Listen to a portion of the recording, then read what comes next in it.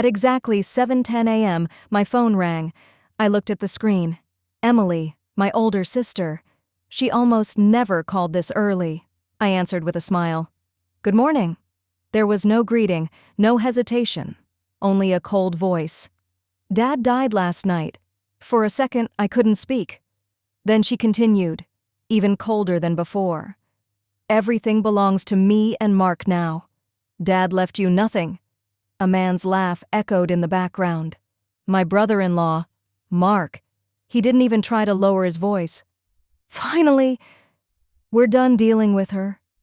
Emily laughed quietly. Then she said, she'll probably cry. She always was Dad's favorite. I didn't answer, not because I was shocked, because I wanted them to keep talking. Without saying a word, I pressed the speaker button and placed my phone on the kitchen table. The call continued. Emily had no idea. She wasn't just talking to me anymore. Across the table, my father slowly picked up his coffee. He had heard every single word.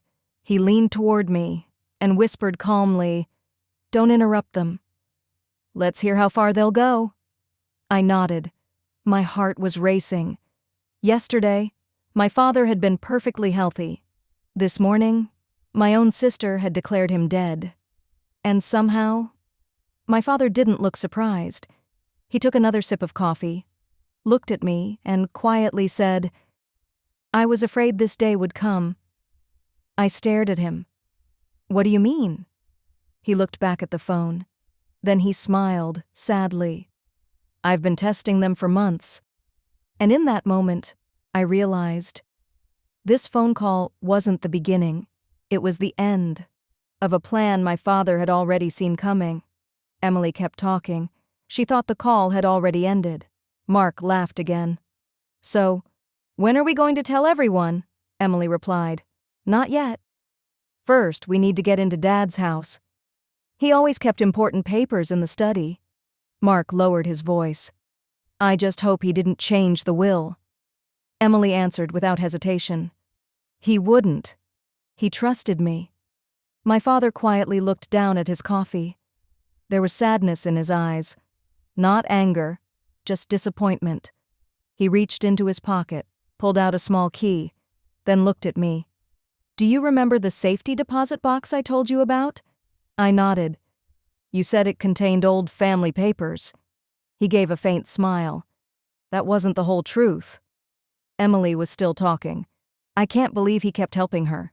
She never deserved it." Mark laughed. "She won't have anything after today." "We won." My father slowly shook his head. "No. They've already lost." I looked at him. "What are you talking about?" He leaned back in his chair. "About 6 months ago, I noticed money disappearing from one of my accounts. It wasn't much, just enough to make me suspicious. I didn't accuse anyone. I simply started paying attention." He explained that he had quietly changed every important document, not because he wanted to punish anyone, because he wanted to know who truly cared about him, and who cared only about what he owned. Only 2 people knew the truth, his attorney and him. I stared at him. "You expected something like this?" He sighed. "I prayed I was wrong. But this morning," he glanced at my phone, "they answered every question I still had." Emily suddenly said something that made the room fall silent. "I almost called the lawyer yesterday, but I thought waiting until morning would look more believable." Mark laughed. "Good decision. No one will question it." My father's face changed.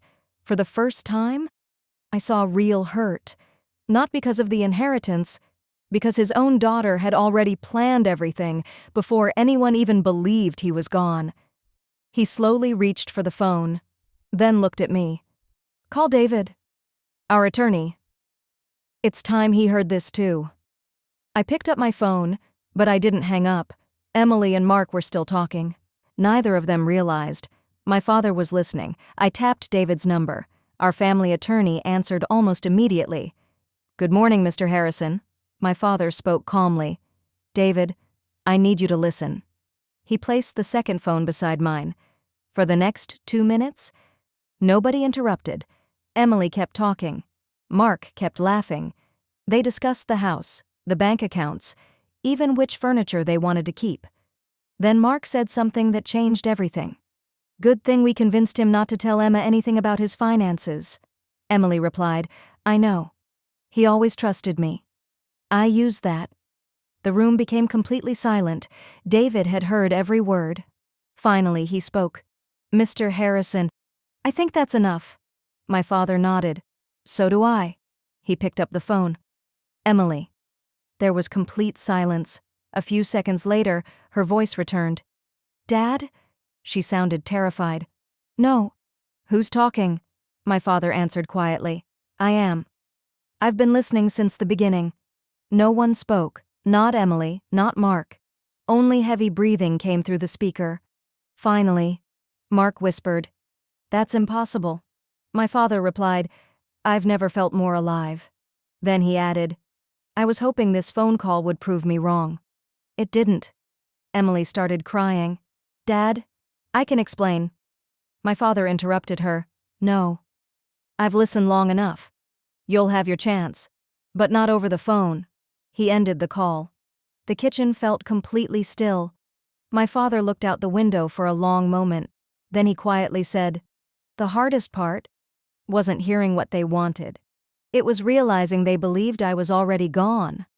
He stood up slowly, looked at me, then at David. "I want both of you at my house this afternoon. Because today, my family is finally going to learn the truth." At exactly 2:01 p.m., the doorbell rang. Emily and Mark arrived together. Neither of them knew why Dad had asked them to come. Emily looked nervous. Mark looked confident. He smiled as he walked in. "Where's the lawyer?" Dad answered. "He's already here." David stood up from the dining table. A thick folder rested in front of him. Mark's smile faded. Emily looked at Dad. Her eyes filled with tears. "Dad, I was going to call you." Dad calmly asked, "To tell me I was dead?" Nobody spoke. He pointed toward 2 empty chairs. "Sit down." His voice wasn't loud, but nobody argued. Emily and Mark sat quietly. For several seconds, the room was completely silent. Then Dad asked one simple question. "Did you really believe I wouldn't find out?" Emily immediately started crying. "I made a terrible mistake," Mark interrupted. "It was just a misunderstanding." Dad slowly looked at him. "A misunderstanding? You laughed while my daughter was told she had lost her father." Mark lowered his eyes. For the first time, he had nothing to say. David opened the folder. "Mr. Harrison asked me to prepare these documents 6 months ago." Emily looked confused. "What documents?" David placed a sealed envelope on the table. "The final version of his estate plan." Emily's face turned pale. "You already changed the will?" Dad nodded. "The day I realized people were becoming more interested in my property than in me." Emily whispered, "So, who gets the house?" Dad didn't answer immediately. Instead, he asked, "Before today, when was the last time you visited me?" "Without asking for money?" Emily looked down. She couldn't remember. Dad turned toward me. "When was the last time you visited?" I smiled softly. "Yesterday. We had breakfast together." Dad nodded. "And last week? And the week before? You never came because of my house. You came because I was your father." The room fell silent again. Then David slowly opened the envelope. Everyone leaned forward. Emily stopped crying. Mark held his breath. David looked at the first page, then quietly smiled. "Mr. Harrison, I think it's best if you read this yourself." Dad picked up the document, looked directly at Emily, then began reading the first sentence aloud. Dad unfolded the document slowly. Nobody in the room moved. Emily stared at him. Mark couldn't take his eyes off the envelope. Dad adjusted his glasses, then he began reading. "This document replaces every previous version of my will." Emily closed her eyes. Mark whispered, "So, it really was changed?" Dad looked at them. "Yes, but not because I stopped loving you. Because I needed to protect what this family was becoming." He continued reading. My savings will be divided equally between my two daughters. Emily suddenly looked up. Equally? Dad nodded. Yes. I've never believed one child is worth more than the other. Emily let out a quiet breath of relief. Then Dad added, but there are conditions. David slid another document across the table. The family home will not belong to either daughter. Mark frowned. Then who gets it? Dad answered calmly. It will be sold after I'm gone. The money will be placed into a college scholarship fund. In your mother's name. Everyone froze. Emily looked shocked. You mean, we don't inherit the house? Dad shook his head. No. I built that house. But your mother built the family. I'd rather help hundreds of young people build their future than let this house destroy ours. Nobody spoke. The silence felt heavier than any argument. Dad folded the will, then looked directly at Emily. I wasn't hurt because you wanted money. I was hurt because you were ready to bury me before making sure I was actually gone. Emily covered her face and cried. I'm sorry, Dad. I don't deserve your forgiveness. Dad's voice remained gentle. Forgiveness isn't something you deserve. It's something you choose. He turned toward Mark. You've been part of this family for 7 years. I expected you to stop this.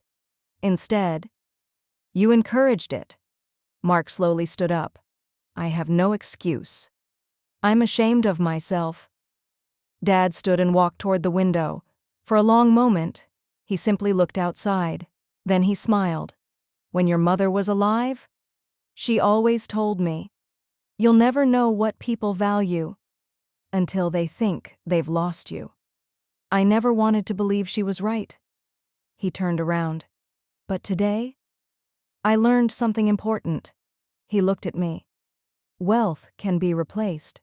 A house can be rebuilt. But trust, once it's broken, it takes years to earn back. Before everyone left, Emily quietly walked over to me. I'm sorry. Not because of the inheritance. Because I forgot you were my sister. I hugged her. Not because everything was fixed, but because someone had finally chosen truth over pride. As Dad locked the front door that evening, he smiled at me and said, You know, I think that 710 phone call saved this family. And for the first time that day, I believed he was right. The end.